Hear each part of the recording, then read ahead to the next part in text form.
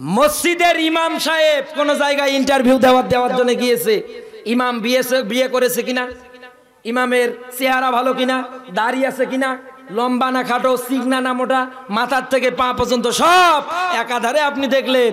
কিন্তু সমাজের মধ্যে তাকে আপনি নেতা নির্বাচন করলেন, আপনি তো একটা বারও দেখলেন না এই লোকটার দাড়ি আছে কিনা। এই কথা বলেন না কেন? 5 ওয়াক্ত নামাজ পড়া মুসল্লিকে গিয়েও বললে যদি বলেন যে হুজুর ইমামতি করতেছে, আমাদের যদি দাড়ি না থাকে তাহলে তো আমাদের ইমামতি হয় না। কিন্তু যেই লোকটা সমাজের মধ্যে নেতৃত্ব দিচ্ছে এই লোকটার যে দাড়ি নেই, কি করবে?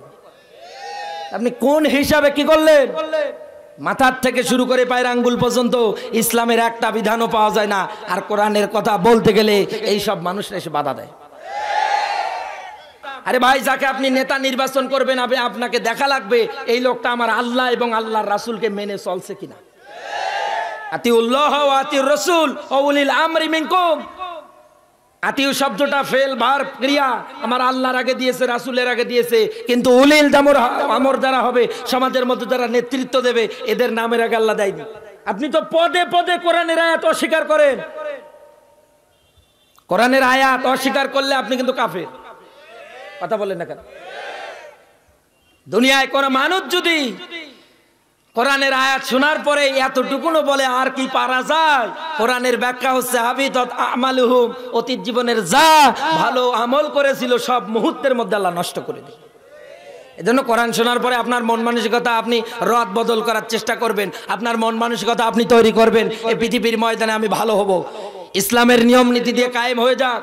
দুঃখ লাগে 96% মুসলমানের দেশে আজ বাংলার সংসদগুলো একটা আলেমকেও দেখতে পারি না, একটা টুপিওয়ালারও দেখতে পারি না, যারা চলে সব গায়ক আর গায়িকা দিয়ে।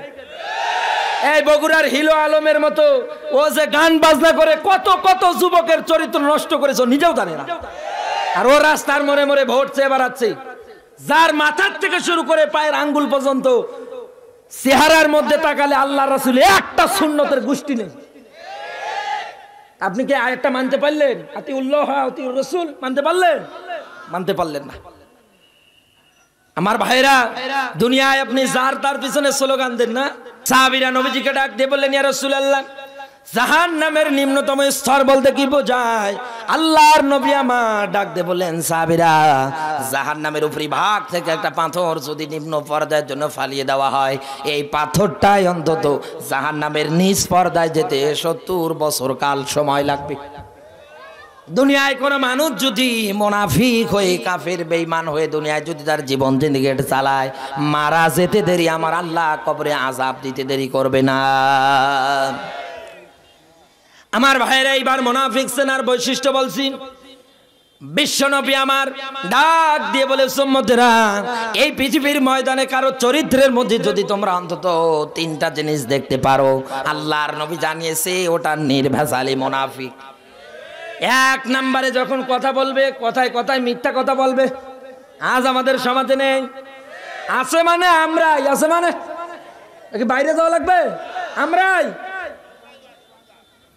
2 নম্বরে ওয়াদা যা দেবে একটাও পূরণ করবে না, সবগুলো একাধারে ভঙ্গ করবে। 3 নম্বরে আমানত যা রাখবে না একটাও অন্তত সঠিক রাখবে না, সবগুলোর খেয়ানত করবে।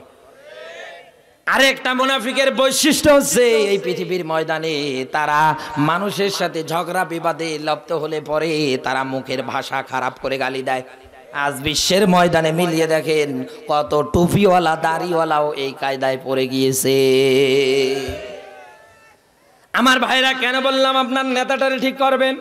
যার তার পিছনে রাজনীতি করা যাবে না, কারণ রাজনীতি করা একটা ইবাদত। এটা আপনি কোরআন আর হাদিস দিয়ে আপনি চালাবেন, যতক্ষণ করবেন ততক্ষণ আমার আল্লাহ সওয়াব দিয়ে দেবে।